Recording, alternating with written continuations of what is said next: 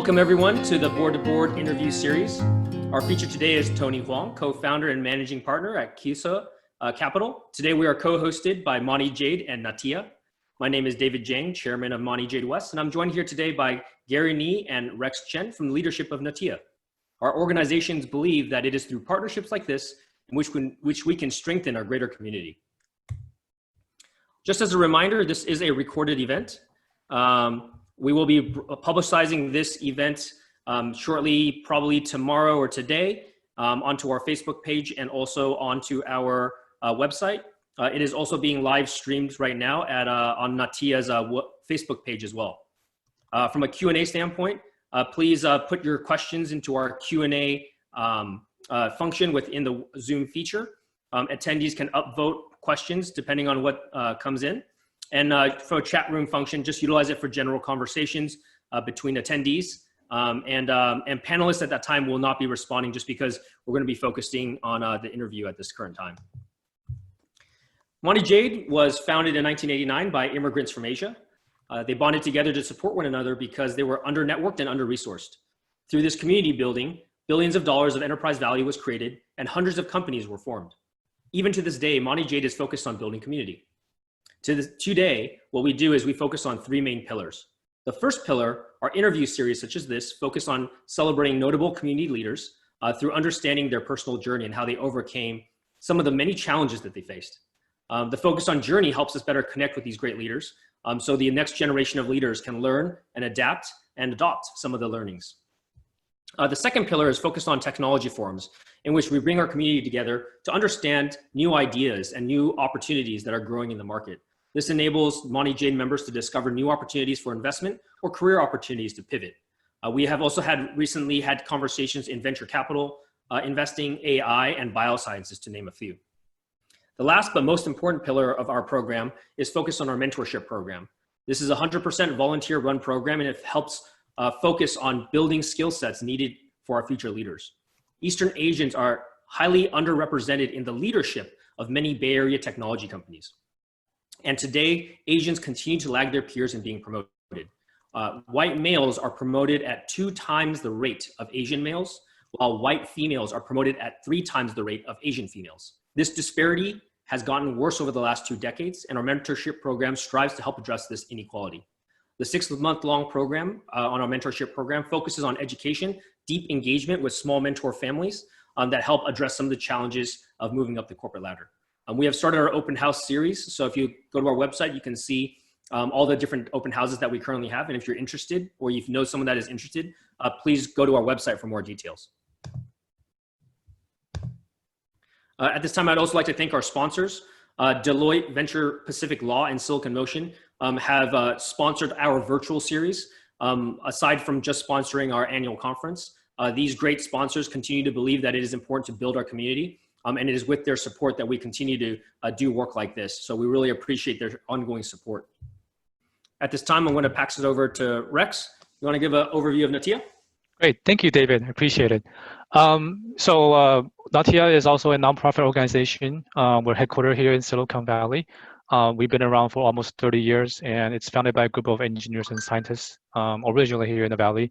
I think our mission is around 3 areas on community playground, the opportunity for people to use this platform to share resource information, cross-border connection, in particular between US and Taiwan, and career development for the young engineers and scientists here in Silicon Valley. Next slide. Just a couple of key highlight events. So we have from seminar talks to social gathering and to our annual Natia's US-Taiwan High-Tech Conference. And this year, our UTHF conference will be in virtual in November 7th and 14th. And we also added a new event called the US-Taiwan Startup Forum, which is in September, right around TechCrunch timeframe. And we do have a new website that launched just a couple of weeks ago. So encourage anyone who like to know more information about Natia or events, go to our website at natia.org. And lastly, maybe next slide we can really want to appreciate our sponsors. So really, without the sponsors, a lot of things wouldn't be possible. So we just want to really recognize our sponsors and the support throughout the year. And with that, I'll hand it back to David. Great, thank you very much. I have the great pleasure of introducing a great friend, Tony Huang, today. He is currently co-founder and managing partner at KISO Capital, a Silicon Valley-based specialty finance company dedicated to providing efficient and minimally dilutive growth capital financing solutions to startup companies in technology and other high-growth industries. Tony is a 25-year veteran of Silicon Valley and Asia's venture capital industry, and he's focused a lot on US and Asia cross-border transactions. Since '95, Tony has actively participated in both venture capital and entrepreneurial ecosystems, serving as an investment professional, angel investor, advisor, and helped really build entrepreneurial businesses. And during this time, he's been responsible for over 300 million in venture debt financing to over 200 companies and 35 startups. He has sponsored over 25 venture capital investments, and some of the notable names that he's put money into and supported it are Fortinet, PayPal, Marvell, PowerSet, Silicon Motion, SMIC, Transmedia, Carbonite, and many others. Tony received a BS degree in finance from San Jose State and an MBA from Cal State University East Bay. At this current time, I have the great pleasure of introducing Tony. Tony, how's it going? I'm very well, thanks. Thanks for having me. You bet. I mean, this is great. I really appreciate you coming on, especially on the weekend, to join us on this virtual forum. No, absolutely, it's my pleasure. Now, why anyone would want to listen to me, it bewilders me. But I've been involved with Monte Jade and Natia for the bulk of my career.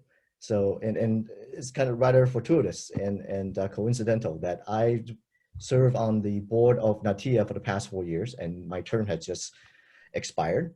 So for the 4 years prior to that, the most recent year, I was a board member of Natia. And prior to that, for another 4 years, I was a board member of Monte Jade West. But my affiliation with Monte Jade, dates back to 1995, at the beginning of my professional career. And it's kind of serendipitous as well, given, David, you and I, we have a mutual family history, right? It's quite coincidental. Yeah, it's crazy. Thanks for having me here. Yeah. Yeah, no, it's amazing. Like I remember when we first met, we had talked about where's your family from? And I said, my father's side is from Xingang. And it turns out like our parents like literally grew up on the same street. Like that was so crazy. Right. I mean, for the audience benefit, right? So I was born in Taiwan, and David his family was originally from Taiwan as well. And our grandparents came from a province or city in the near southern part of Taiwan called Jiayi. And there's actually on a suburb of Jiayi, there's this very small town called Xingang that's relatively unknown. There's only one doctor in town. That was my maternal grandfather. And there's only one pharmacist in town, and that's Rex's paternal grandfather. So those two were actually quite good friends. And David and I actually got acquainted probably a few years ago and found out about our family history. So it's quite coincidental. Yeah, it's pretty crazy. So I know you were born and raised out in Taiwan. I'm very curious about your journey, like to the U.S. Like, what made you immigrate to the U.S.? Like, what brought you out here to be here in America? Yeah, so I have an unusual story. If you indulge me, I'd love to share it. I actually didn't immigrate to the United States. My family still, to this day, is in Taiwan. I came here on my own at the age of 13, okay? How that came to be is, if you didn't grow up in Taiwan, so you don't understand the Taiwan the academic system is back in the days, it's better now, but back in the days is very cutthroat. It's all driven based on getting into the best high school and best colleges, and hence, you have a better career in life. And the admission rate into public colleges is probably in the low single digits. Okay, so in that environment, it kind of trickled down all the way to elementary and even kindergarten level. Okay, so it's extremely high pressure. Kids are mandated to go to cram schools even after the regular school session, right? So I, for one, did not excel in that environment. So at the tender age of 13, which is 7th grade, right? My parents saw that I probably wouldn't cut it in Taiwan's cutthroat economic system. So, having thought of different options, they decided to send me on my own to America to live with relative and host families over here. I landed in Los Angeles, Monterey Park, on September 3rd, 1982. September 3rd, 1982. So roughly 38 years ago, right? I actually attended, so there are 4 years of high school, right? Counting from 9th grade to 12th grade. 4 years of high school. I went to 5 different high schools in 4 different cities in 3 different states. Oh, it's crazy. It's difficult to make friends. So I moved around with relatives and different host family situations. So I finally graduated high school in, of all places, Las Vegas. And prior to that, I was actually in Salt Lake City, literally the only Asian in the whole school, right? The only Oriental face in the whole school.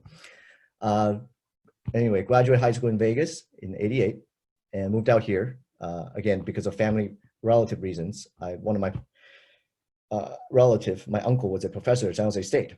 So I came here to stay with them and started my career with Silicon Valley Bank in 1995. So my journey to answer your question, a long-winded way of how I got here, is not because of a family immigration situation. Yeah. So I am the antithesis, the polar opposite of your classic Asian overachiever, role model. I am the proverbial underachiever, kicked and basically a reject of the Taiwan's educational system. That's how I came to be. That's a pretty crazy story. I mean, like, you moved around so much when you were growing up. Like, how do you think that has impacted you in general? Like, has that built a different character in you? Like, and especially like not just like moving around a lot, but moving around in a foreign country with very few connections at that point. Like, how did you like adapt? Like, how's that impacted you? Oh, it was a crazy experience. I can tell you, right? So when I first got here, this is 7th grade. You're 13 years old. You live in a host family. In my same grade class, same school, same grade class, there were 30 other Taiwanese boys in a similar situation as me. Parents not with them. That's right? crazy. This is what we call 小留学生. I literally am the classic example. I bought a one-way ticket and stay here. Okay, so you hang around, basically these 30 kids are your best friends, right? You're in a foreign country all by yourself, right? And learning the language. I remember the first day of school, I spoke no English, not a single word, right? You get put in the ESL class and you kind of hang out with people in a similar background. It wasn't until I moved to Salt Lake City where my English really improved, right? They didn't have an ESL class, they had no need for it. I'm the only minority in the whole school. But that's really when my English, I noticed a dramatic improvement in my ability to comprehend, to speak. So that experience, and then subsequently moved to Las Vegas, where there's a wide mixture of different races and cultures, right? I still have a lot of best friends. My best friend is in Vegas. If I walk into a casino today, I immediately be able to identify my high school friends that are working as pit bosses, floormen, or blackjack dealers, okay? Oh, that's crazy. Because that's the only industry in Vegas, right? So I really think my experience helped me to learn to adapt and assimilate quickly in any situation, right? And that has kind of trickled over and translated into my professional career. Yeah. When I started with Silicon Valley Bank, right, in 1995, you start to build your network of professional contacts. And that was to me, I made a conscious effort to do that. I worked literally 7 days a week, 12 to 15 hours a day. And not a single day do I not attend a networking function after work, right? And at every networking function, I was almost always the first one to arrive and last one to leave, right? I wouldn't be satisfied until there's nobody else in the room for me to meet. And initially, it was a very difficult dynamic situation, right? Imagine you're first out of school, you had no idea, you had no relevant work experience for you to share with other people in the industry.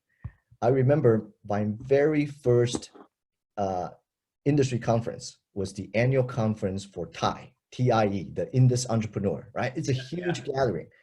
And walk into a room full of 500 Indians, and of course I have a hard time understanding their accents, so I didn't.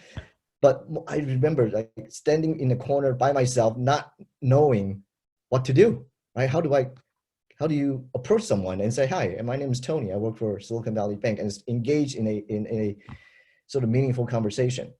But that was a very traumatic experience. But with practice over time, I feel at home and at ease and very comfortable in any group gathering situation. And eventually you've been to enough events and conferences, you walk into a room and you already know half the people there. So you feel like it's a gathering of friends. So it becomes a very comfortable and familiar situation.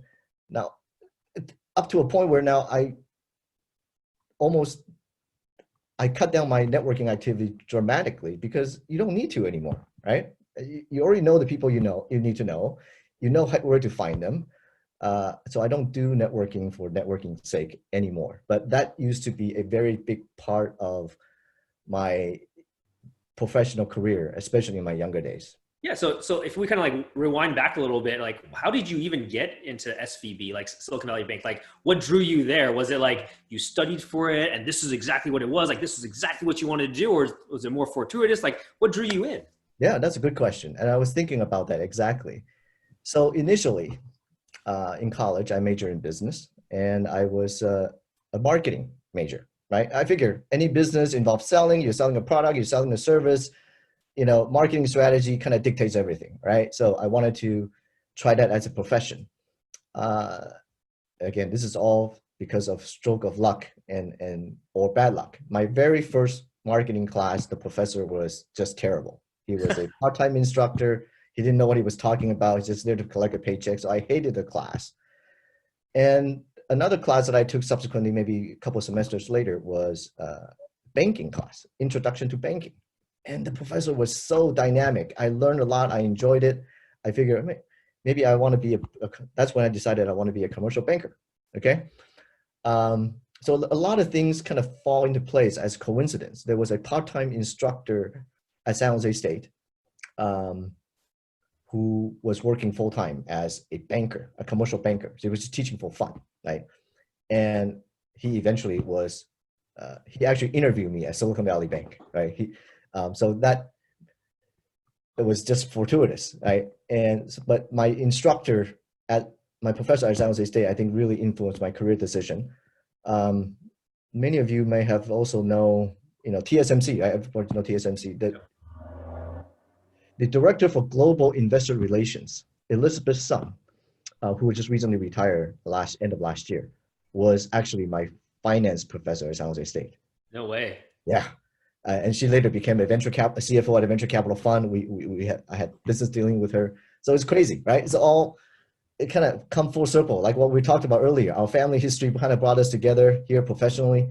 But I have a lot of different coincidences of people that I've come to meet that helped me, that shaped my career interest and helped me along in my career path.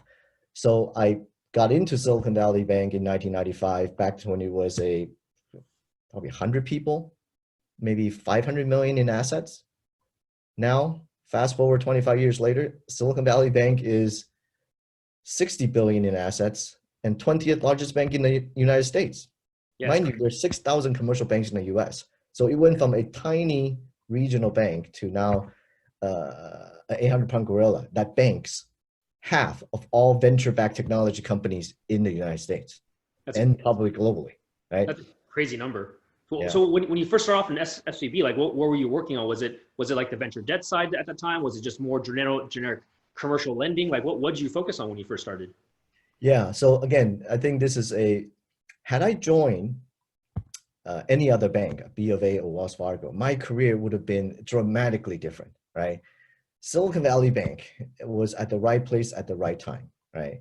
and we're right in the middle of Silicon Valley, a technology hub, is kind of figure out, well, we should go lend money to these technology companies, which is fly in the face of conventional commercial banking wisdom, right? These companies are pre-profit, and if to the extent that they have some revenue, most of them are still loss-making, right? They're years away from making a profit. There's no collateral, right? If you're a software company or internet company, what tangible collateral do you have? You don't have equipment. How do you even lend to these companies? So SVB was one of the pioneer, really, that trying to, in terms of the debt, the space we call venture debt, right? And figure out sort of a sustainable way to do it. Now, in the 35-year history of SVB, its loan loss ratio in terms of bad debt, it's probably never gone above 2%. It's kind of hover around 1% or less every single year. So they kind of figure out a formula on how to do it. So because SVB also has several unique attributes in that, for example, they don't bank individuals, right? So you can't walk into Silicon Valley Bank today and say, I want to open a checking account. They don't do mortgages.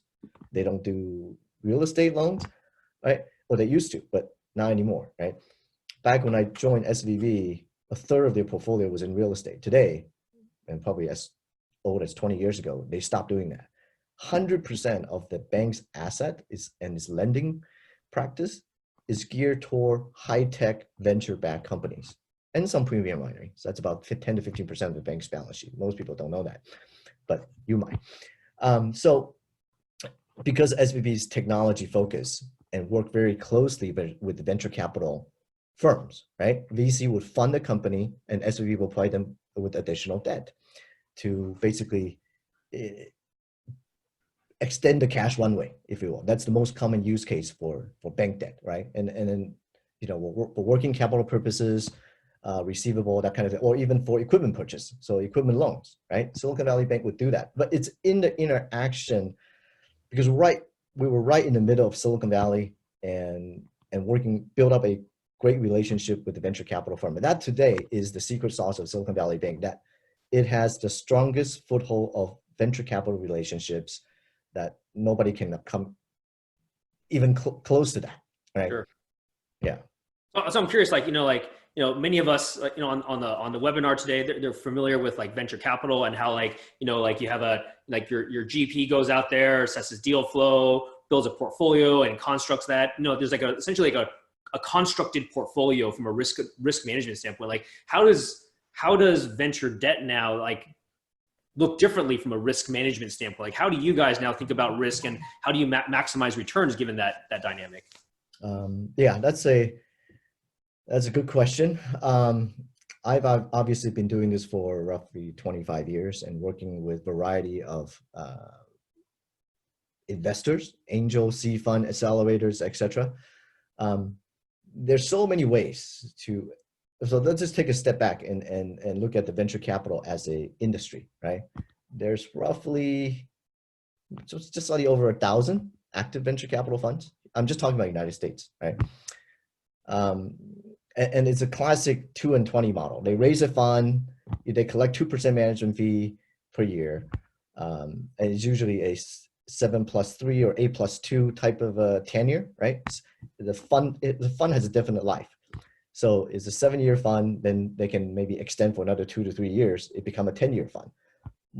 Realistically, I think most funds, from the time they start until the day they dissolve, probably end up being a 10-year kind of fund cycle, right? So if you think about a 2% management fee per year for 10 years, they actually already spent 20% of the fund, right? They really only invest 80% of the fund's capital toward their investments. That actually has several interesting dynamic. The fund would have to make a 25% positive return just to make the fund whole, right? Because you spent 20% of it, right? So the reality is, if you add up all the venture capital funds, I'm talking about equity funds out there, and track their performance over long period of time, 10, 20 years, you'll find that roughly half of them, 50%, can't return capital, right? I mean, it's a $100 million fund, but it's all said and done, they distribute less than $100 million back to the limited partners. Yeah, yeah. after 10 years, right? Imagine you invest in a fund for 10 years, You they get hold negative your money return. for 10 years. At the end of the 10 year, you got less than your money back. Right. That's not a very compelling business proposition. So half of the venture fund fall in that category. The other 40 to 45% barely return capital, meaning they make a positive return to make up for the management fee that they spent, and they manage to return exactly your capital back to you, right? So still, from IRR perspective, that's a negative return, right? Because of time value of money. Sure. Only less than 10%, and probably only 5% of the funds actually make a real profit. And the general partner take their 20% carry interest out of that profit. So venture capital is an industry where people are trying to hit the home run, right? And maybe out of 10, you get one, make a hit that return more than 5x. And the majority of them are either just going to be return capital, barely return capital, or at a slight loss. So I think my perspective is everybody's trying to chase that home run, but in reality, very, very few can achieve that. Only 5% of all venture capital funds actually make a positive return. Okay. So my experience is a little bit different. So we kind of skip ahead a little bit. So I started my career with Silicon Valley Bank. I was there for 10 years, right? So I did all the traditional commercial banking stuff, credit underwriting, but eventually morphed into more of a business development role. So my job was essentially build the ecosystem and trying to figure out strategically how to replicate Silicon Valley Bank's unique business model elsewhere in the world, especially in Asia. So I started traveling extensively to Asia, Taiwan, and China later on, start back in the late 90s, right? To build relationships with governments and build an entrepreneurial ecosystem and the venture capital funds that are active investing over there. So I did that for about 10 years. And later, this is a different part of my career track. Back in 2004, I took a break from the banking world. And some of us that know me know this part of my history. But for the ensuing 2 years, from 2004 to 2006, I wanted to try something different. So I approached the family, the owner of Din Tai Fung restaurant. I said, hey, let's get into a partnership and open one up in Northern California, the whole Bay Area. So we had a handshake deal. So back in 2004, I was working on taking this Din Tai Fung brand to Silicon Valley and open up a chain of Din Tai Fung store here. And I worked on that for full-time basis for 2 years. Now, back in the days, Din Tai Fung was extremely cautious about their expansion plans, right? And back then they didn't have it's not a franchise, so there's not a cookie cutter model. So they didn't, and I was representing myself. You have to appreciate the fact that every international joint venture that they have had and that they have in place today are all sort of 50-50 joint venture between them, the family that owns it, and some type of big conglomerate. A lot of people don't know that the 3 stores of Din Tai Fung in Seattle are the executives of Costco. Costco is based in Seattle, okay? So they have essentially Costco's brand and reputation and resources behind it. In Singapore, it's Bread Talk, right? So that's a public traded company. And everywhere you go, in Japan, it's Takashimaya, the big department store. But here I am representing myself. So it took me 2 years to try to convince them that I have the resources and commitment to do it. But ultimately, the business deal kind of just fell apart, right?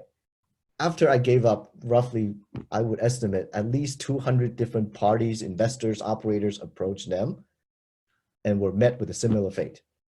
It wasn't until several years ago when they opened it in the South Bay in Northern California. Even then, that partnership is with a very large Taiwan beverage chain. Okay, so just to give you a kind of a sidestep my career story a little bit, but it was a part of my 2 years of my career development where I went outside of venture financing business. So when that failed, I actually got recruited to join a venture debt fund. They had just raised $500 million. They were based out of Chicago. It's called Velocity Financial Group, which eventually merged into a firm called NXT, which just got bought by another Japanese firm called Oryx Capital. But it's traditional middle market, more like private equity, but it had an interest in venture debt or venture asset class, right? Financing technology company in the form of debt. So a recruiter reached out to me and hired me. They hired me to establish the West Coast presence. So I built a team, built a portfolio, and was there for about 4 years. We were making roughly in excess of 20% on a cash IRR basis. Wow. Okay. And I'll compare that to what I just talked about in terms of VC fund performance, right? Yeah. So 22% is fantastic. So SVB, 2 years working on Din Tai Fung, 4 years at this venture debt fund. And after that, I went on to a venture capital fund called WI Hopper. It's been around for 30 years, managed about $1 billion AUM. So I was part of their investment team on the West Coast, doing a lot of early stage investment, roughly 2 dozen or so C deals.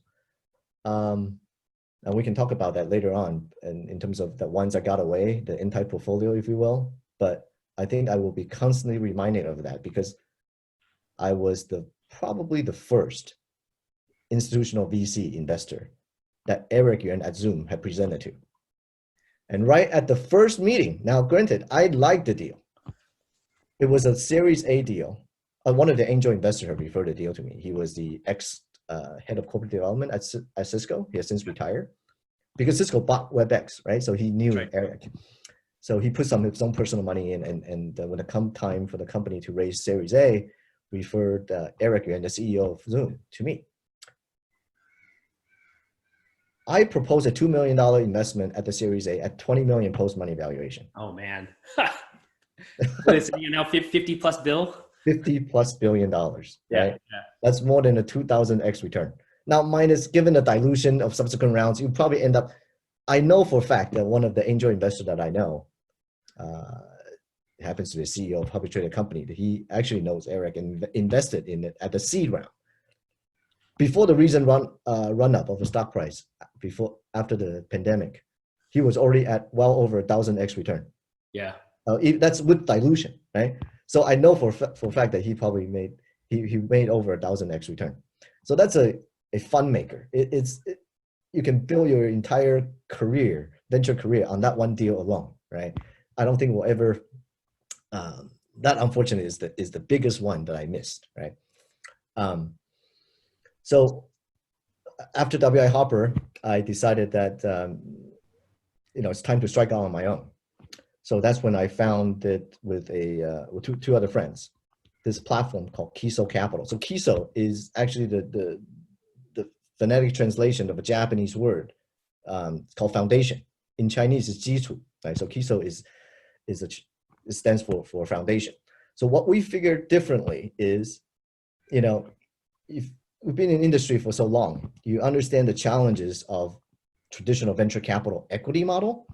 And I think we can talk about that later, but there's already been some recent innovations or alternative form of venture capital, if you will, right? Look at the emergence of SPACs, right? The special purpose acquisition company, right? In a depressed sort of stock market, there's going to be a lot fewer IPOs. So companies that are ready to reach a liquidity event may choose to go public through the SPAC, special purpose acquisition company type of a route. But the other aspect is venture debt. Now, the industry of venture debt at the simplest level is basically financing a technology company using debt. Debt means it needs to be paid back, right? And usually plus interest plus warrants. Sure. There are roughly only 25 active venture debt funds in the US compared to more than 1,000 VC funds. Why do you think that is? Like, why do you think there's such a big disparity there in terms of like venture debt side versus like the VC side? Yeah. So it's all about risk and return and risk tolerance, right? In equity, there's early stage venture, there are growth equity, right? People that invest in various stages of the company's development cycle, right? It speaks to the fund manager's investment strategy and their risk appetite. There are plenty of venture funds that only invest in pre-IPO stage companies, right? They choose to do that. They're okay giving up upside in exchange for, more certainty that they're okay making 2 to 3x within a few years time frame. They don't have to make 100x because the probability of making that 100x return is so low, right? So everybody on the equity side has a different strategy. So there is also a whole spectrum. So it's not black and white, right? So you have VC in one spectrum, you have the banks in the other spectrum. So being a former banker, I think I can say that, right? Because it's not a knock against the banks, but I view the banks, the commercial banks, regulated commercial banks that you see out on the street. They operate essentially like a pawn shop, right? You have a collateral of value. Your house is worth $1 million. I'll lend you 700,000 or 800,000. That's because you have something of value that I can lend against. So, and that's not the fault of a bank. You have to understand that structurally, a bank's balance sheet is highly leveraged. It only has 10% of their balance sheet as their own capital. The other 90% are in the form of deposits. The bank's balance sheet and your and I's and balance sheet are polar opposites, right? A flip, mirror images. If you have a loan from a bank, that's your liability. The money you keep in the bank is an asset. For a bank is the reverse. The loan that they lend out to you is their asset because they're earning an interest and income on it. But the money you keep with them, they owe you that money. So it's a liability. So the balance sheet of a company and the bank is a mirror image, okay? But you look at a bank's balance sheet, the assets are the loans, the liabilities are the deposits, and what they make in terms of return earning and the paid-in capital is the equity. The ratio of equity to their total asset is roughly 10%, okay? 90% of the asset is financed through debt, essentially, right? Everybody knows leverage cut both ways, right? So if a bank has, 10% of their asset, their loans go bad, that wipe out the banks become insolvent. That's what happened in 2008, 2009. That's right. 2008, there were 150 banks failed in the United States. In 2009, same thing, right? So that was the middle of financial crisis. So banks' balance sheet is highly leveraged. Because of that, they have to operate very conservatively, right? It has to do with their capital structure. When you're highly leveraged, you have to be conservative. That's why, and they're also under very, very strict regulatory scrutiny because the government doesn't want that 90% of deposits, disappear, right? Right. They don't want to bail the bank out. So the regulators step in and guarantee the deposit that you have in the banks. So, and over time, right, banks are ingrained in their culture with processes, procedures, compliance. They become very extreme, conservative, bureaucratic. I don't know what other adjective you want to throw in there, but I just view them as pawn shops, right? So that's one extreme. But within this spectrum, there's almost infinite number of different ways of financing a growth-oriented enterprise, right? It's cash flow lending. There's asset-based lending is one category. Venture lending is another category. But even venture lending, there's so many ways of doing it. In recent years, what's become popular, which I think is still not mainstream. I think it's still got ways to go because it's a lot of complexity and different type of know-how, is revenue-based financing. Right? Okay. Even some VC are doing that kind of arrangement. Instead of the traditional model of investing and purchasing a piece of the company, taking 30, 40% of the company right at the get-go, I don't take any equity. But you pay me a percentage 5, 10%, whatever that number is, to get to. So the mathematics is simple. You work backwards. What is your desired rate of return? Is it 10%, 20%, 30%? Or if you're comfortable with 20%, if you're happy, your target is to achieve a 20% return. You just take the company's projected revenue, you sensitize it, you build what you think is the most realistic case that this revenue stream will pan out. And you back into it. What percent of this revenue do I need to take in order, future revenue do I need to take in order for me to generate my 20% IRR? But the benefit to an entrepreneur is there's no dilution. Now let's take one extreme, for example. You're an entrepreneur. You write a business plan, you go to a lender, or go to a bank, right? Which is, of course, that's only theoretical. It's not possible because they don't take this kind of risk. But you borrow all the capital you need to start a business.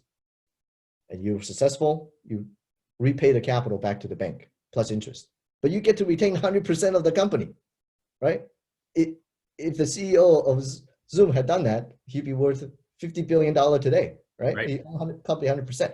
Of course, these are just theoretical numbers. That doesn't happen in real life. But the whole idea of venture debt is, what I mean is it's a different shade of gray, right? How much equity, how much debt, in what situation does it make sense? So to use modest amount of debt to complement the equity that you have received, to me, it makes perfect sense, right? Part of my job is to kind of educate the market and be an advocate of why debt makes sense. And we're not the lender's last resort, right? If we see the writings on the wall, the companies, the trend is downwards, they're losing customers, they're increasing their burn, the investors have lost confidence and abandoned. A lot of time as a venture lender, we get calls from investors that basically, they've given up on the company. Right. They don't want to put any more, they don't want to put good money after bad, right? So we get calls we get referral for deals in situations like that. And as a venture lender, you have to be very cognizant and aware of the dynamics, right? Between, so the traditional venture debt model is they still predicate their due diligence on the equity sponsors, right? They call them sponsors because that's your repayment source, essentially, right? That's next round of equity funding. And if something goes bad in a distressed liquidation scenario, as a secure creditor, venture debt is on the top of the stack. So you're the first one to get paid. But you're really essentially counting on, most traditional venture lenders count on they do as much due diligence on the company as they do on the VCs. Who are they? What's their track record? How much dry powder do they have? What's the likelihood of them to continue to support this company? Right? Sure. That's a big part of the due diligence. In fact, I will argue that most traditional venture lenders, the diligence is heavier on the venture fund sponsor than on the company itself. Some of them don't even care what the company does, which is crazy, right? You're financing a company and you don't really care about what they do, right? So KISO's model is entirely different. That's why we call it KISO. It's foundation. We focus on the company's business fundamental. In fact, our model is not really venture debt because we don't require institutional venture capital. Okay? It could be bootstrapped.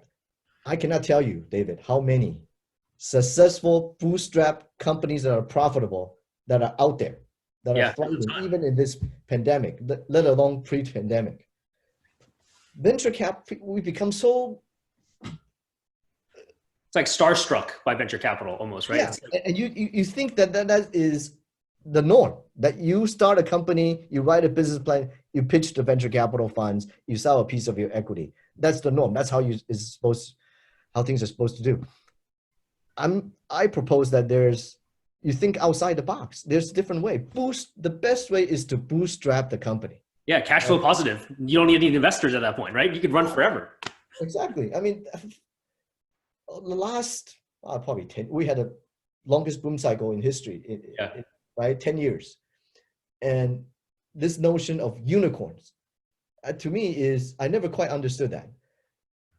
You see companies that are trying to, it's like almost like reaching the unicorn status. It's a badge of honor. you know, but they forgot all the other things that matter. You know, what about revenue? What about profit, right? I mean, to put it very simply, I like how Bill Gates, you know, put it. Business is simple. You start with a bigger number, that's your revenue, and you have a smaller number, that's your expense, and hopefully you come out with a positive number called profit, right? It's as simple as that. But chasing this elusive concept of higher valuation of being corn a unicorn, it just doesn't really make any sense to me. Right? You know, it's crazy when you bring that up, right? Because you know I was doing a pretty active angel investing, kind of like between 2010 to 2014, and I had to stop. You know, like the valuations were getting crazy. The mindset of the business owners, right? People running these founders, exactly what you're saying. I want to be the next billion, like the unicorn. I want to raise a ton of money, but like I'm like, where's the revenues? Like what's going on? If you just make money, you stop the entire cycle and you have 100% freedom. You don't need to have 25% to 30% of your time fundraising. You can actually be building the business, right? Like that's always been surprising for me. I couldn't agree more. And I can tell you from personal experience through my venture career, you know, this is only a few years ago, but I serve on a board representing the fund that I work for. A company, internet company, I won't name names, it's now defunct, but they raised $200 million and they burned through it all. Now, we were actually the fund that I work for, we were actually the first investor. So we own 25% of the company at the Series A at 8 million post money. Oh, wow. Okay. And the last round, when Alibaba came in, these corporate investors and, you know, to China, they had a lot of money. The company was valued at 350 million. So on paper, we had this huge gain, right? But I can tell you, fast forward, in less than 12 months after that Alibaba investment, Gone. the company was burning $3 million a month. Okay. And I think this is all anecdotal, but I think there is a direct, it's not causation, but there's a direct correlation between the amount of corporate, the swag, the paraphernalia that these companies and corporate outings and things like that, all that kind of fluff. There is a direct correlation of that and the failure of the startup. But anyway, the company eventually folded. Right? It's been pretty amazing. Complete loss. I know it's been fascinating to watch like the whole SoftBank kind of like movement, right? Like in this last, I would say mid 2019, everyone's like, oh, I want to be backed by SoftBank. Like I need a big SoftBank check. I'm really interested, like kind of, what are your thoughts on their model? Like, you know, like what happened with them? Well, I think the writing's on the wall, and that they have so much money, you know, $100 billion vision fund. If they want to do a deal, nobody can compete with them, right? Because they can give you infinite amount of valuation, right? So, and that's very difficult temptation for any entrepreneur, any VC.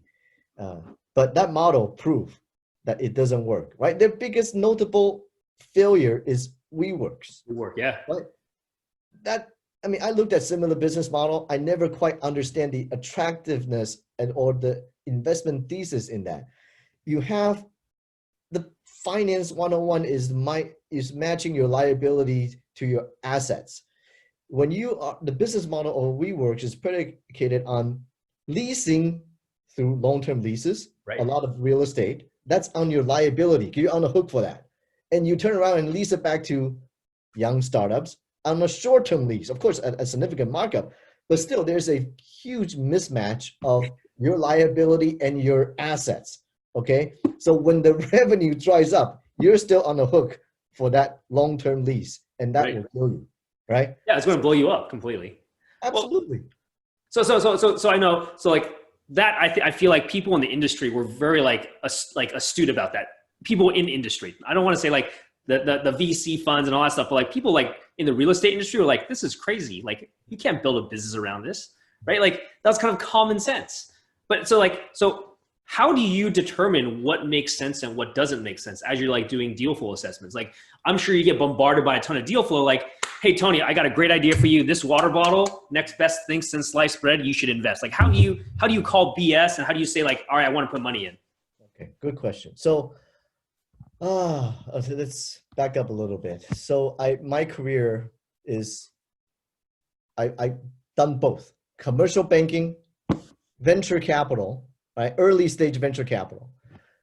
And what I'm currently doing is somewhere in between, and a slight twist to what traditional venture lenders are doing, right? I'm focusing on bootstrap companies that got revenue traction. There's product market fit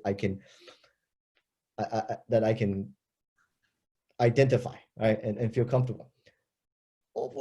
I think, in my lifetime, I've invested myself through my own capital, maybe roughly 2,000 or so companies, roughly 25 to 30. And some with the venture fund that I was working for, right? But most of my venture career is through venture debt, right? Debt financing, getting paid back at interest plus warrant. So I've, how in software, in engineering, there's a term called full stack engineer, right? You can do front end, you can do back end, you can do everything in between. I consider myself, if there is a such thing, a full stack financier, right? Full stack capital player. Because I've done venture capital, I've done mezzanine debt, right? And senior debt. So that's the entire stack of your capital stack. I've seen a lot of venture capital funds as well, right? And everybody have a different model. It's a lot of BS, okay? Sorry, pardon the term. I don't know how else to describe it. So it just comes from experience. Venture capital is a people business, right? You talked about, I think in one of your questionnaire that you had sent me, you want to talk about management. I never really was involved heavily in management, if you will. I've always been a individual contributor, right? If you think about the venture capital as an industry, it's not really a team sport. Building a company, running a company is team sport. But the practice of investing, deploying capital toward a enterprise, doing venture investment, it's an individual sport, right? So that's why in that context, you at most work in a small group environment, a couple partners, right? It's not a top-down, top-heavy, people-heavy organization, right? So I looked at a lot of deals.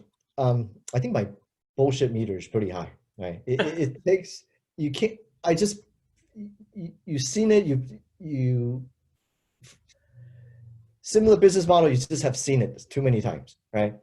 So what works, what not, you can kind of tell. The people aspect of it is sort of the venture capital is more like an art rather than science, right? Sure. And people play a big part, right? Even though I'm in a finance role, I'm counting, I'm doing number crunching, I'm doing, heavy sensitivity analysis. But at the end of the day, the investment decision usually is predicated upon your gut feeling, right? But of course, I think what your question relates to is what are some of the things you look for, different parameters, right? Yeah. People talk about market, things like that. I kind of felt vindicated that, the KISO business model will be the way to go going forward, right? After this pandemic, what's the first thing people look for is you have a really defensible business model. What does that mean? Like, for example, we talked about WeWorks. If you look closely at the term is unit economics. Yeah. Okay. For customer acquisition, all that kind of stuff, right? Your margin, contribution margin, does that even matter? It didn't matter for when you are growing at all costs, trying to achieve unicorn status. But in today's environment, margins, right? Contribution, gross margin, your overhead, your cost of customer acquisition. retention rate, customer attrition rate, all these metrics matters a lot more, right? And people have a renewed focus on that. I mean, they kind of knew it in the back of their head, but they didn't care because the company can raise almost infinite amount of money, and they'll always be able to raise money because there's so much of it, right? Great. But our model has always been, no, I don't want to go there. I don't want to go chase another unicorn or that has already achieved tens or hundreds of billions of dollars and think of that as, oh, there's sufficient enterprise value coverage. No, the enterprise value is so elusive. I was on the board of a company that went from 8 million post money to 350 million post money down to 0 in a span of 5 years. So, and why did that happen? Because the company never had a business model. Now you would think these are the board. These are extremely smart, sophisticated, blue chip Sand Hill Road investors. Why did you deploy capital? There's so many different combinations. The CEO actually was quite smart in the way he structured the board, right? He had common stock that count as 2 preferred stock in the time when at the board proxy votes. So essentially the board knew that, and they basically rubber stamp everything he does. Right. Okay. And when the time come that we saw the writing on the wall, they said, no, this guy has to go. And we actually got one of his co-founder to vote along with the investor that's the only way, because the two co-founder combined, the board cannot touch them, right? You don't have enough vote to get them out. But so we had to get one of the founders to vote our side, our way. When you kick out the CEO, eventually it was too late, too little, too late. The company was just done, right? And any subsequent effort to resuscitate that company failed, and the company folded. But it goes to show you that, I mean, we knew that we put too much trust and faith on the CEO, and he was smart enough to structure the shares in a way that protected his own interest, right? Sure. We should have acted a lot sooner. So that was heavily because the people element was so important, right? Inexperienced, first-time CEO, had an ego, was probably a little bit, I think he's got too excited because the company successfully raised so much money, $300 million from tier 1 VCs, and Alibaba came in for $100 million, right? So I'm kind of curious, like, in your prior life in venture debt, you always did more like as a follow on, right? You were secondary capital, you were not the lead investor, right? And so kind of talk me through scenarios in which like you saw these venture capital guys deploy money and you're like, this is dumb. Like, I'm out. Like, I don't want to even touch this one. Or were there like other deals on the other side where you're like, how come no one's putting money in? Like, how do you reconcile that difference? Like, and how do you make that work for your portfolio given that dynamic? Yeah. So on average, I looked at probably, about 500 deals, right? A year.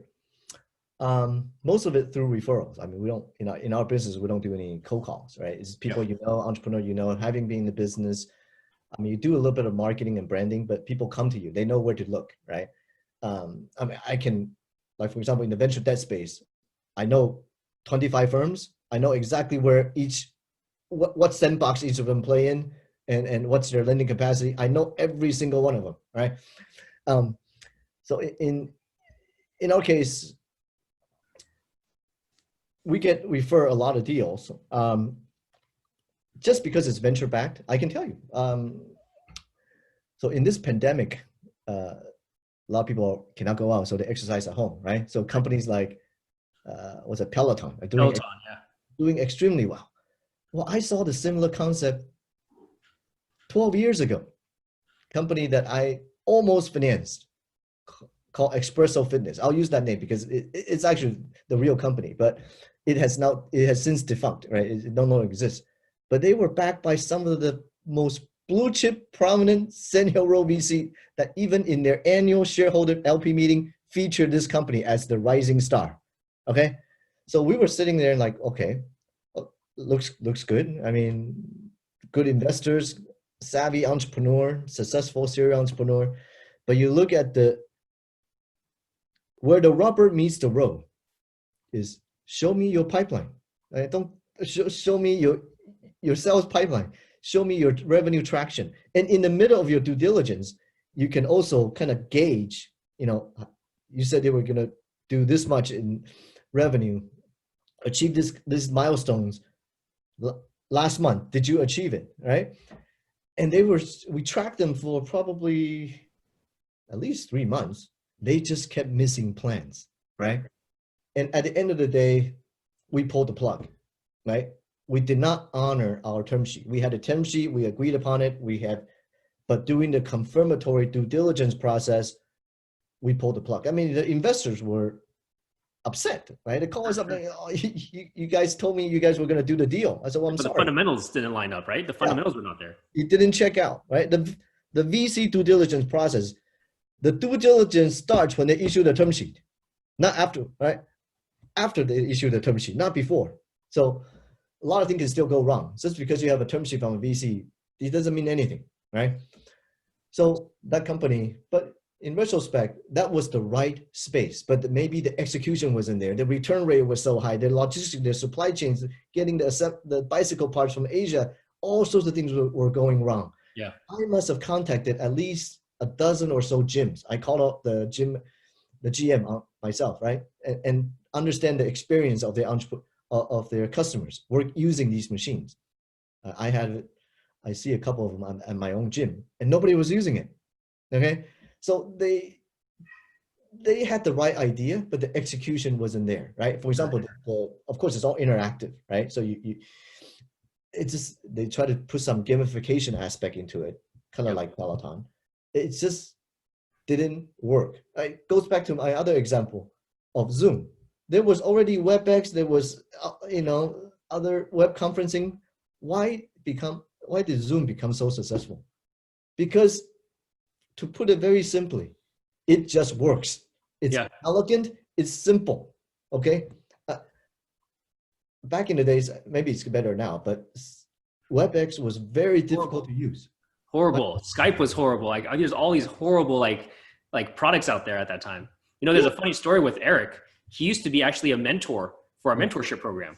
Oh, really? At Monte Jade. Yeah, he was there. And he had actually talked to his family and the team about like, hey, I'm going to start this video conferencing company. And everyone's thinking like, man, you're crazy. Like, there's already so many products out there. Like, go waste your time. And like, no one thought this was going to be possible. Like, you're not the only one that like, passed on this opportunity, or like your team did. Like, I mean, no one thought this was going to go anywhere at that time. Because to me, the proof is in the pudding, right? So when this entrepreneur that I'm meeting for the first time pitched me about his product, his company, and show me the demo where you have more than 30 simultaneous video conferencing with no lag, great count, it just simply works, right? Yeah. Unless it's a fake demo. If that truly was that in real life, by the way, have experience. That's crazy. Companies where they actually do a fake demo. It was Siri before Siri, right? It's a speech to text, basically. Yeah. That was like 20 years ago. And they were actually, when demoing to the VC, have somebody in the background typing away, doing the transcription. The company actually eventually folded. But that kind of situation does happen. But as amazing as it sounds. But in the case of Zoom, the product absolutely works. And it was easy to use, right? Yeah. And I was sold on the spot. So we proposed a $2 million investment for 10% of the company. Yeah. But that's the bad part of the downside of being affiliated with a bigger platform. Right. You have colleagues and other partners and maybe it's the governance process. Yeah. Governance process. To deal with. And ultimately there were difference of opinion, right? Yeah. So we dropped the deal. So I'm curious to kind of hear your opinion on given the whole pandemic happening, everyone's in lockdown, number one, one part of the question is, how do you assess deal flow now, given you can't meet people in person as easily? So how do you identify that trust? How do you call the BS now, right? Now that it's virtual, part one of the question. And number two, are you seeing unique opportunities right now where you're because of COVID, there are these new avenues being opened up that you think are now more viable now? Yeah. So I was thinking, everybody, that's $1 million question, right? Every investor asking themselves that. And I don't think any investor, any VC would be bold enough to tell you that they know what the post-COVID world will look like. Sure, right? sure. Nobody knows. I think the MO, the prevailing sentiment of the day is wait and see, right? You watch it day by day to see what develops, right? Of course, there are people that jump on this opportunity and say, oh, I've got it all figured out. It's a great opportunity. We have or there are people that even trying to raise a fund based on the theme of, this post-COVID world, right? And I think we all read the same news sources. I mean, of course, and have firsthand experience in terms of the companies that are struggling, industry that are struggling. But at the same side, my wife works for a startup as well. She's in a finance role. The CEO actually is a former Monte Jade Board member as well. Is the Splash Top, right? They do remote access, remote desktop software. I think their revenue will probably triple this year. Right. Their headcount, and the CEO public announces, so I'm not giving away any trade secret, they'll double their headcount this year. They've been profitable the past 5 years. Right. So they will increase their profitability, right? So there's certain industries that are benefiting, in fact, thriving. And this is not a blip. I think it's a fundamental shift in terms of how people, I never used Zoom before this pandemic, right? But now it's common for people in business, in leadership, managerial position to do 10 or 15 Zoom calls a day. Right? They're up to, I think, a couple 100 million daily active users, 20-fold increase from before the pandemic. And I don't think that's on an upward trajectory. That's not going to die down, right? After the pandemic is subsided. So for me, I think we all draw from our own life experience, right? And having seen so many deals in your lifetime. But when you meet an entrepreneur face to face, right? You see the whites in their eyes, and you can kind of tell, right? Whether the entrepreneur have the right stuff, right? Of course, everybody can do the normal due diligence things, right? The market size, your TAM, your SAM, your business model, your financial model. I mean, we all know how to crunch number. That's the simple stuff. That's like an ABC. It's simple. It's the intangible stuff, I think, that separates the winner from the loser. Let me give you another example from why Zoom is successful. I think Eric is a very dynamic leader. I'll give you anecdotal evidence. Even after Zoom was already public traded, I know for a fact that he, as a CEO of a public traded company, cold calls other big public company CEOs and trying to pitch Zoom as a service. Wow, that's amazing. Yeah, and he is actually quite successful at it. So they have a lot of big corporate accounts that were lended and contributed revenue and profit to Zoom as a result of Zoom CEO picking up the phone and pitching somebody, a complete stranger. Wow, that's amazing. Right? Let's talk about Ding Tai Feng's success, right? Do you know the founder of Ding Tai Feng works in the store, the restaurant every single day? I mean, the attention to detail there's no secret sauce to what they do. It's their approach, their execution, right? So I think, so like great entrepreneurs. So to my point, when we saw that entrepreneurial spark, that ability to execute. I mean, he was the former VP engineer at WebEx. Of course, he has the technical ability. Yeah. So it's a given. Plus, he showed me a demo that simply works. Plus, he showed me the traction through organic growth, through viral growth.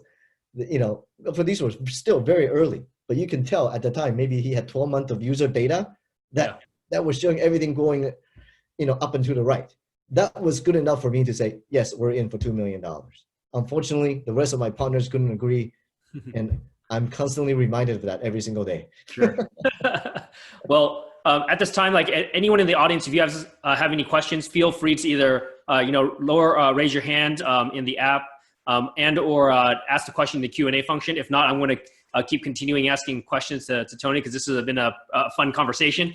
And I always love picking your mind on this kind of stuff, because it's always like fascinating me, because I've always been on the, the operating side of the business, which is really just focused on, execution and like optimizing EBITDA. Like I hate to say this so much, but like it's bottom line focused, right? Just drive profitability for a business. And so it's always been fascinating for me to listen to stories on the other side of the fence, the investment side of the fence. And I'm wondering, like, so, we have a bunch of people on our Zoom call today, and, a lot of them, I see names out here. They're either like, formerly affiliated with Monte Jade. They're like mentees from this past year. And I'm wondering, like, like if you had to give some advice to this next generation on, the future of whether it be venture capital or Asians within venture capital, like, what are some of your thoughts on that? Well, yeah, that's a more difficult one for me. Like I said earlier, I've never been in a managerial role, right? It's always an individual contributor. But looking back at my own career, I've been fortunate, right? And the reason why I participate in a session like this and an organization like Monte Jade and Natia is that Monte Jade has been a big part of building my career in terms of the people that I met, the friendship that I met, and the business opportunity that came as a result of that, right? So I always, in my places of work, try to mentor young people that want to get into venture capital business, or people that I work with, younger. I go out of my way and try to improve their level of work and their self-confidence and how they think about how they go about doing investment, right? So I can only talk about the venture capital or investment world, right? I don't know the operational aspect, such as yourself running a company. But I think getting involved, right? I like to, one of my friend, a good friend of mine who runs a $1 billion private equity fund in Hong Kong and quite successful at it. I think he once told me something I still remember, is that his model is always to trying to put himself in interesting situations and he make a conscious effort of doing that, right? And it's not something we consciously think about, right? If his thinking is, if you're involved in interesting people and interesting situations, eventually something good will come out of it, okay? And to answer your question, I think getting involved, right? Just to get involved in an organization like Monte Jade, the things like, our host, Gary and Rex and you, David, you are successful in your professional career, but you take time out to, there must be a sense of mission or giving back or something that makes you want to take time away from your Saturday afternoon to do something like this, a community service, right?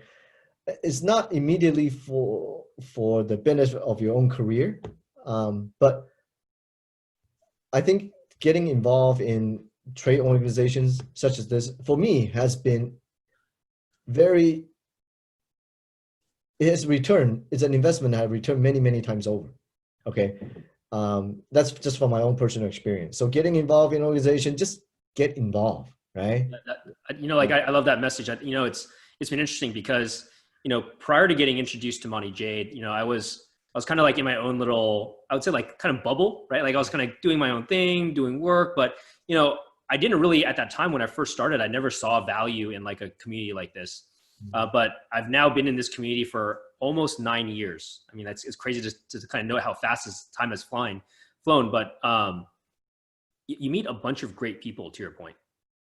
And I think what I've experienced, at least being in a nonprofit community, is that, a lot of the leadership here in the nonprofit, they are contributing their time and their energy. And I think more importantly is the time, right? Because they see something greater. They are generous and they're giving back. And it's always amazing seeing the community grow and expand and bring on more and more people to actually support one another. And I think the magic I actually often see is in our mentorship program, where we actually see mentees supporting one another, whether it be in their careers, finding job opportunities, job openings, especially in this time period. Like that's been pretty amazing for me to watch.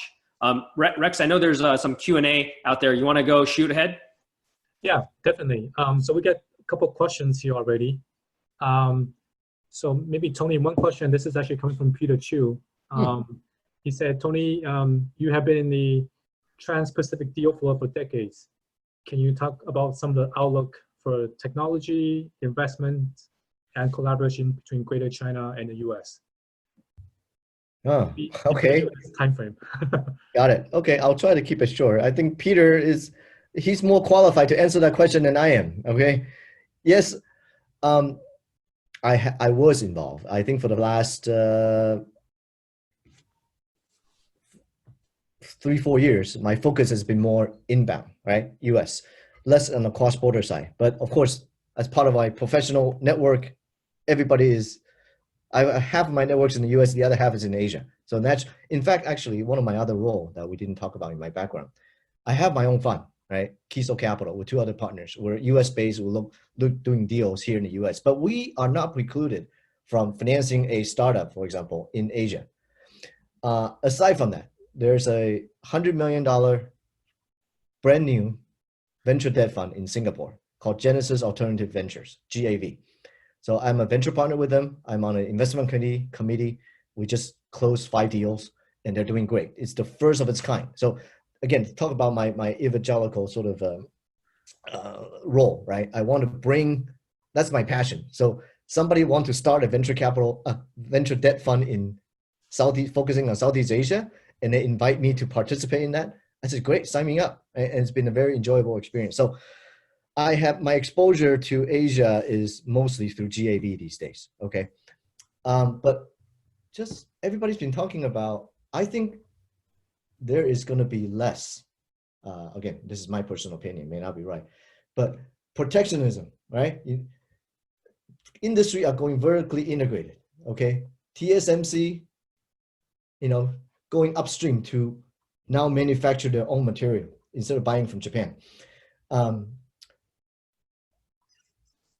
And I think, of course, you see a lot in the manufacturing sector, I think the trend toward vertically integration of not, because this distributed supply chain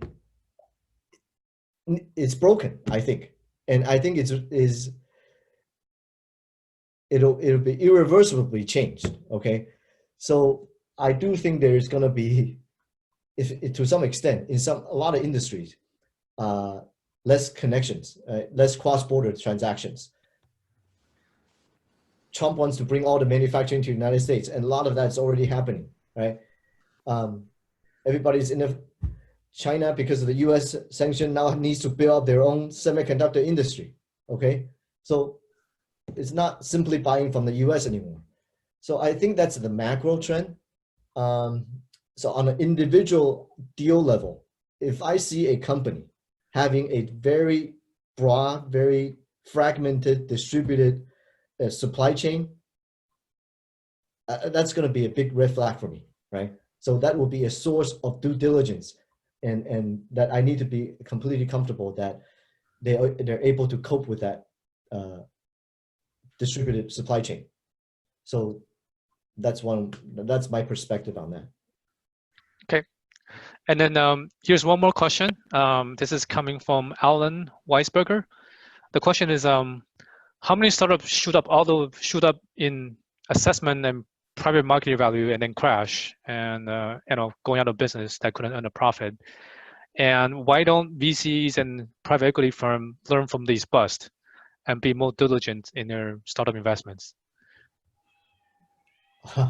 Okay. So I guess the question, why how many of these busts happen maybe in the latest few years, and why does this continue to happen? Is there a cyclical issue? Is there something that it kind of history repeats itself?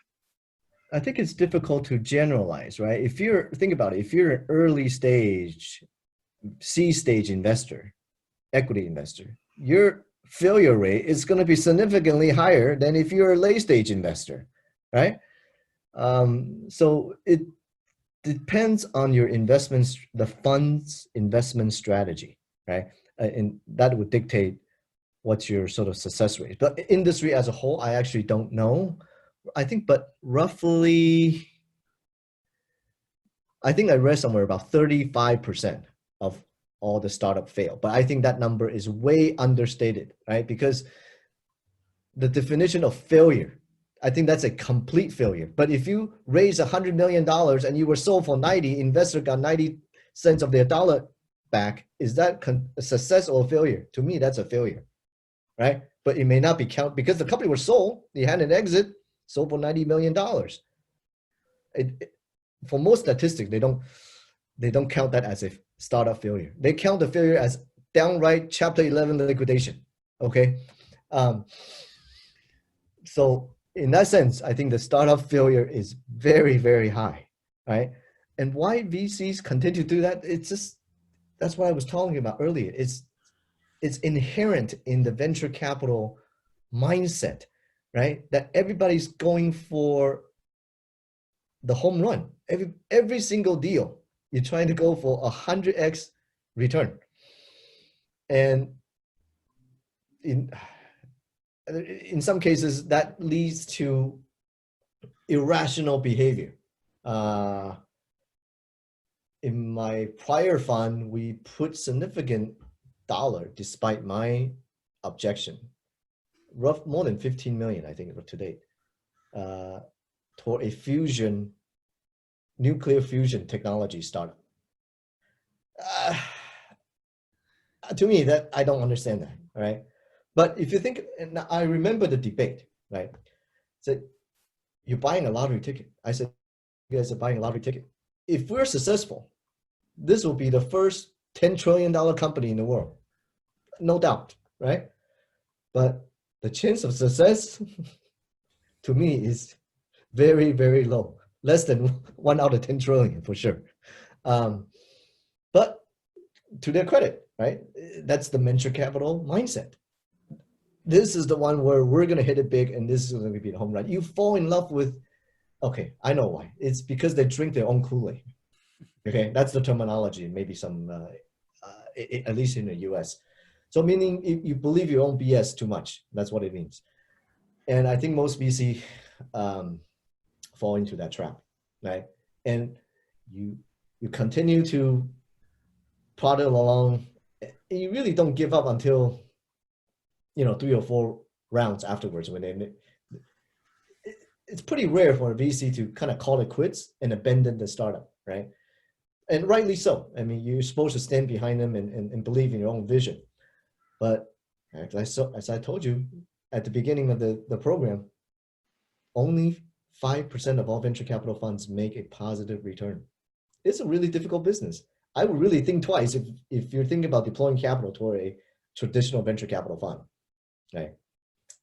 But if you're successful, you're like a Sequoia, like a Benchmark, good luck getting into those funds, by the way. But if you are good, you for sure you will make a very good return, right? But those funds are in the super minority, 5%. Okay. And maybe kind of a follow-up question related to startup. This is asked by Daniel Ko. His question is, do you see a decline of startup in this post-COVID era? Right? We see some downturn in the economy. Do you see is going to be a decline, or perhaps there's an opportunity here? Well, for sure, there's going to be a decline, right? The economic activity, funding activity, everything is down. Okay, so, but if you have venture capital, should have a long-term goal, a long-term view, right? I talked about earlier about VC fund having a life cycle 10 years, which means they will probably have an investment period of 3 to 5 years, and they have to deploy capital within that time frame. They have to raise another fund. That kind of goes into, they have pressure to deploy that capital, right? You cannot go through the effort of begging LP to give you the money and then not being able to find good enough deal to invest in them. That's a fundamental structural flaw in this system, which is also why for our own fund, we are an evergreen fund. We don't have a fund life. We make profit this month, we pay a dividend to our LP, next quarter. And we continue to recycle, perpetual recycle of the capital. I think you'll see more and more of this business model, sustainability. So having said that, right, if you have a long-term view, 2008 financial crisis saw the birth of some of the most successful, biggest technology companies. Slack, Instagram, Pinterest, they were started in 2008, 2009, right? If you have even broader view, throughout, I don't know, 50, 100 years ago, GE, GM, FedEx, these were all companies started right in the middle of a recession. So if you have a long-term view, which I do, we don't see these temporary blips in the economy as, go abandon everything and go hide in your bunkers, right? Of course, we're going to be much more diligent on looking at the business metrics before we make a investment decision. The diligence process will be much longer, much more thorough, right? The company need to raise a lot more capital. I mean, the first thing that happened when the COVID hit is the VC industry went through a process called triage, right? Which are the better performing ones where I want to keep? Which are the laggers I'm going to cut loose? You go through that process, right? Very difficult process, but it's a necessary process. And cut burn rate, make sure these companies have at least 2 years of runway, right? That's the first thing all venture capital fund on Sand Hill Road did across the board. And so if you're early stage, I think early stage venture fund is going to dry up significantly, okay? If people are gravitating toward later stage deals because flight to safety, which is why I talked about earlier, the entrepreneur needs to be much more resilient, but also more resourceful, looking at different ways that you can finance your company. Why give away if you bootstrap it if you can, right? Revenue-based financing, that's a venture debt, right? These are all great opportunities for you to look at. We're seeing tremendous amount of deal flow right now, because the first thing people say, well, I don't want to raise that capital right now. VC are now returning my call, and they may tell me, yes, they're interested, but they're really not. They're just, they don't want to do anything right now. So venture debt become a very viable option. Of course, we're cognizant of the risk. We don't want to be the lender of last resort. But in this environment, for me, it's a great opportunity. So opportunity for some and risk for others, I guess. Okay. Well, we have one more question here, and I have a question too. So this is a question from Kat Hong. Oh. The question is, you were a previous investor of PayPal and Marvell. Her question is, can you share about investing in these two deals? I guess maybe what was the decision, that made you to put money in PayPal and Marvell? Good. So I have to qualify a little bit, right? Because of my background, I've done some venture capital angel investment. I work on behalf of venture capital funds and deploying capital toward the funds. I've worked at Silicon Valley Bank and other venture lending platforms where we provide debt capital. I've also deployed on behalf of the company that I work for, invest in the venture capital fund as a limited partner. Okay, so it's the full spectrum, like I was talking about, kind of like what do you call a full stack, right? So I guess I didn't differentiate between which one are the debt deals, which one are the VC deals, and which one are the angel deals. Okay, so in the case of PayPal, it was actually an angel investment. So I invest my money out of my own pocket. Wow. Right?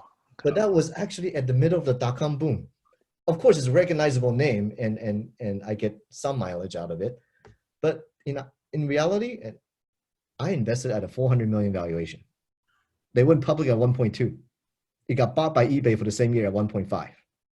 So it was a 4x return. Okay, of course the company is I think if I held on today, to the stock, it'll be another 400x probably, right? But that's all hindsight, right? VC don't, once you make the profit, they just move on, right? Right. Right. So that was an angel investment. But in case of Marvell, that was a debt deal. It was a Silicon Valley Bank debt deal, one of the early deals that I worked on. But it's kind of stuck on me because we were there in basically their garage, right? Sahat and Wei Li, I mean, when they first started, right?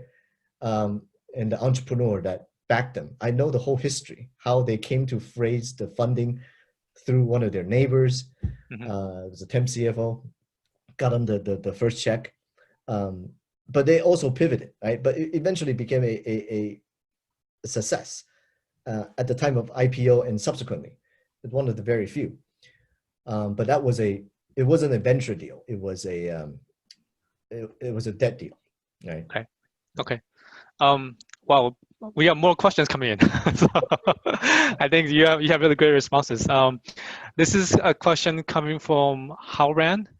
Well, he first appreciate you giving a lot of great career advice to the folks here in the call. His question is, where do you see some of the niche markets or the next big thing, either industries or job functions that Asian Americans or Asian American professionals here can find themselves compete with in the Bay Area? So I think industries and maybe job functions, if you can share a little bit about some of the insights. Okay, so this is, just to clarify, it's not about investment opportunity, but more about job function. Yeah, more like what are industries that's going to be hot in the next few years? What are some of the jobs that's going to be hot here in the Bay Area, and that perhaps the Asian American professional can prepare themselves for the next 5 years, 10 years, industries and job functions. No, that's a good question. I don't know. I mean, as an industry, having been in the industry for quite some time, right? There's always these catchphrases, and I hate that, right? Right now, everything is AI. Every single company is, oh, we're AI this, we're AI that. Right? And I always look at that with a very skeptical eye. And what do you mean by AI? It's just you just have a machine learning algorithm. How good is it, right? Show me. In fact, I just had this same discussion with my team on a deal that we had just approved. It's using AI for debt collection. Okay, we eventually approved the deal, but I had to dig very deep into the efficacy of the AI engine that they had because I was very skeptical. Okay, but if you look at where the venture dollar is going, predominantly more than half is still software companies, right? So I don't think that trend is going to go away in any short period of time. So enterprise software is still going to be predominantly cloud-based computing. That is going to be, you go where the money is going, where the industry are booming, right? And AI is part of that, but for me, I look, because my business is not betting on the future trend of technology. It's looking at each company, what market you are addressing. So I actually I'm a generalist, right? Because I don't have a technical background. Every deal that comes to me, I have to basically, there's some learning curve, right? I have to get up to speed in terms of industry because I don't know every single industry, but I know enough, a little bit about a variety of industries. But if you're in the case of, for example, deep tech, okay, because there has also been very trendy for the last 3-4 years, because maybe it's kind of like a pendulum, right? Everybody swing toward, software or cloud. Somebody's gonna say, no. Hard tech still matter. Deep tech still matters. Semiconductors, right? Mm-hmm. Let me give you an example. I'm working on an advisory deal of a company that develops a MEMS speaker. Okay, not a MEMS microphone, but MEMS speaker. It's a chip, but it's an actual operating speaker with no coils and everything, right? I think that's a game changer, and the team has experience. I think that's going to be a very successful startup company. So I'm affiliated with them and advising them, right, on a debt raise and a capital raise. So but that's a deep tech, right? Let me talk about Right. other industries that I generally don't like, right? Because again, I as an investment team don't like binary risk. Binary means all or nothing. Either, for example, drug discovery, right? Either you're successful, if you're not successful, if Right. you don't get FDA approval, it's zero, okay? There's no residual value in what you have. Gaming companies, game development. Of course, you see all these successful companies, Fortnite, Angry Bird, all that kind of stuff, but you don't see the other million that fail, okay? The hit rate, hit-driven business, like a movie, for example. Best cast, best script doesn't guarantee box office success. I don't have the experience or the know-how to properly evaluate what's going to be a hit game. So I don't like gaming companies. I really generally shy away from gaming companies. I think it's a binary risk, and I shy away from a biotech type of deal, where it's also, to me, a binary risk. Sorry, I don't have any perspective on how Asian American in general can pursue a particular industry or not. I mean, just maybe David, you have, I don't know. I don't know if I have a strong formulated thought around this, but I think at least from an Asian American standpoint, so born and raised here in Silicon Valley, there's always been like a unique personal dynamic for me where, I don't necessarily fully belong in a fully Western community and society just because of the way, my upbringing was, and nor do I fit very fully in an Eastern one because, I don't know much of the culture in terms of like music, like just general day-to-day cultural things. So the way that I always thought about it in terms of Asian American, for me, in my perspective, is this intersection. And so I understand both enough on both sides to understand the cultural differences, the values, the strengths and the weaknesses on both sides when we're cross communicating. So in my perspective, I think for Asian Americans, I think realizing that there is value in understanding the differences and being able to be a bridge in terms of communicating cross cultures, I think is an important imperative. I think this helps bridge from a communication aspect. Then you kind of focus onto the domain aspects, which is like, whether it be in like finance, supply chains, deep tech, venture capital. I think there's going to be dynamics within each one, but there is this intersection if we better understand both sides, there's going to be arbitrage. That's the way I kind of think about it. Tony, we got a few more questions. I know we're a little over time. Are you okay with extending a little bit just to answer some more questions? Oh, actually, yeah, I haven't been keeping track of time at all. Awesome. Well, okay, here. I'll throw a couple more here for you, Tony. This is from Brian. His question is, what do you think of crowdfunding business, specifically in the COVID era? And I guess maybe crowdfunding in terms of like, you have Indiegogo, you have Kickstarter, now you have like Republic. Several of these kind of, or angel, not angel-less, but like more of this kind of crowdfunding that everybody can invest in these deals. Do you think crowdfunding are here to stay? Do you think they're the future of some micro, lending, or do you think this may kind of disappear over time? If you could share a little about your perspective about crowdfunding.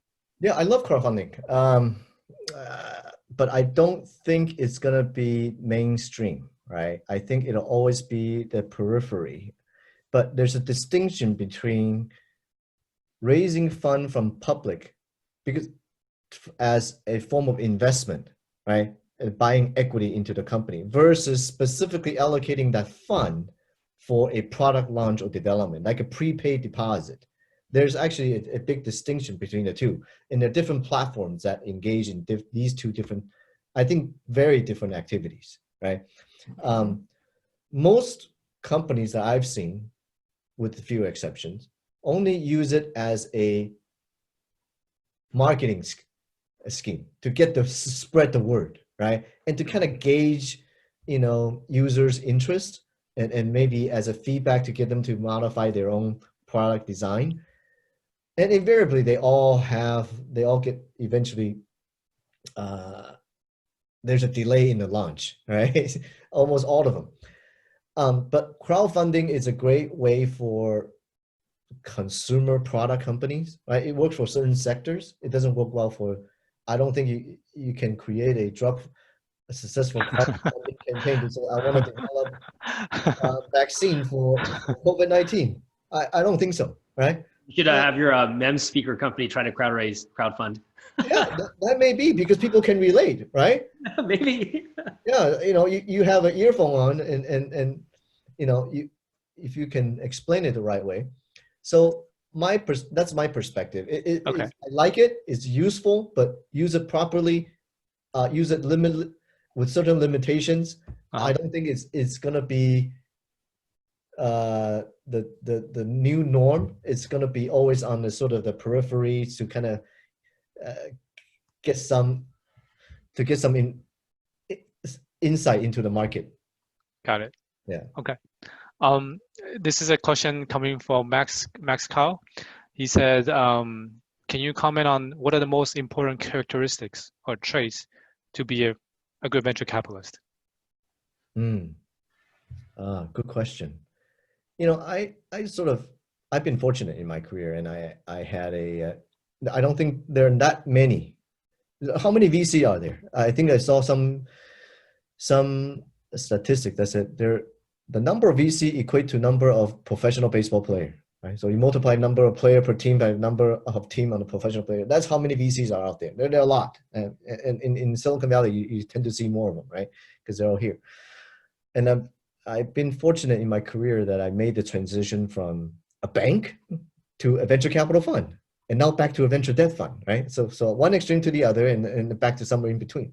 So I had different perspective on what's a good VC. And VC don't always have to have a technical background. I've seen successful people that have political science, liberal arts, English majors, journalists that actually become very successful VCs. And even if you have a technical background, whatever you learn in school probably isn't going to be applicable 10, 20 years into your career development. Right. So, like I said, it's a people business, right? And ability to relate and to people. It's all about synthesizing different information, vastly different information, and be able to synthesize everything to craft your own investment thesis, right? And a lot of people I think that's an important trait or skill. And I think the most successful ones don't have a lot of ego, right? Mm-hmm. It's very easy to fall into this trap because people are begging you for money every day, right? You kind of get this big head on your shoulder. I think you see it a lot in the expression, in their body language, in the way they carry themselves. I think I don't like that. I think the most successful ones, I've known a lot of very successful VC. They are extremely humble, low key. Okay. Yeah. In general. Okay. Okay. And this question is coming from me. I do have one question for you. Okay. The question is, traditionally, venture capital has always been kind of a investment banking, private equity, kind of a Caucasian kind of. You're in that cult or group, right? Obviously things are changing, but as Asian Americans, what do you think are some of the ways that can help us if we want to become venture capitalists to get us prepared to kind of enter in this kind of very dynamic people industry, right? As you said, you can come from different backgrounds and different majors. What are some of the things that we can or should prepare ourselves to enter this industry as Asian American? Okay, I would actually disagree with your earlier statement that, in fact, I think Asian American is advantage in the venture capital industry. In fact, I know of no other industry with disproportionate amount of Asians other than venture capital, right? Again, but maybe that's I'm privy, or is it because of my background, right? I work in venture capital. I assimilate or deal with other fellow venture capitalists. A lot of them are Asian. So I know tons of Asian venture capitalists. And I really think, like I said earlier, I'm the antithesis, right? Majority of the Asian are classic overachiever, right? Academically, professionally, those skills translate very well into venture capital, right? Okay. The work ethic is fantastic. If anything you can improve on for a lot of Asians is communication skill, right? communicate, listen. I think it's the softer skill are the ones that needs to be developed further, right? The intellectual, because I know people like that, people that I mentor, brilliant Ivy League, super smart, high IQ, their ability to comprehend information is Off the way charts. beyond what I can accomplish. I'll give you an example.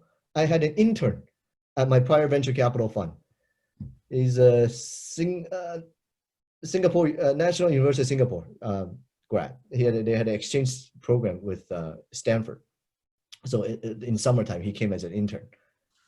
This is brilliant. We gave him a report the size of a phone book and asked him, he read through it all and came up with a report within 2 days.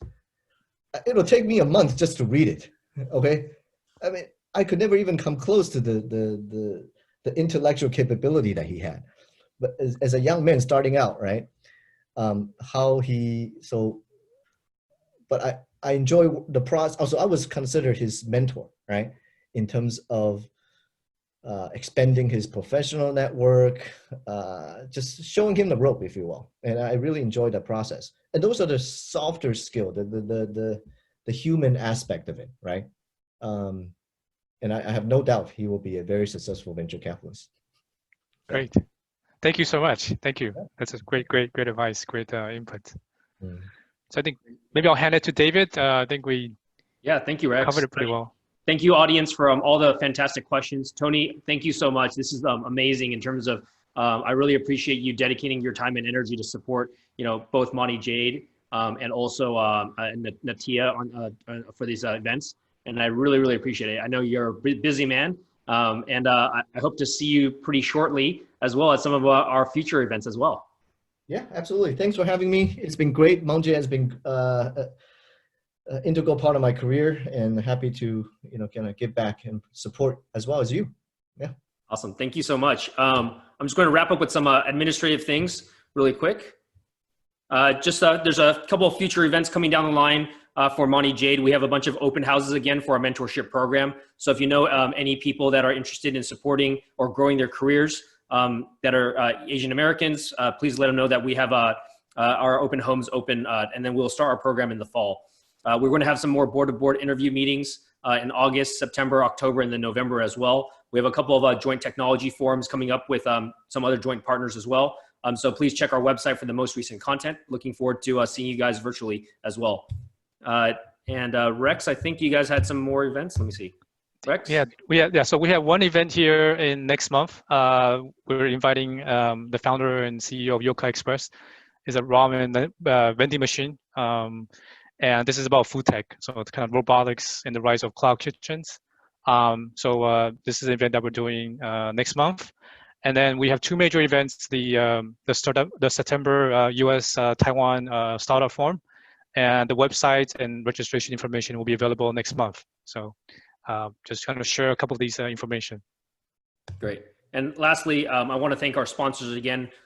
We wouldn't be here without their support. We really are fortunate to have some great sponsors that continue to support our mission. Thank you all very much. Thank you, Tony, for coming and joining us today. I'm looking forward to future conversations, and have a great weekend, everyone. Thank you. All right, take care. Yep. Hey, thank you. Take care. All right.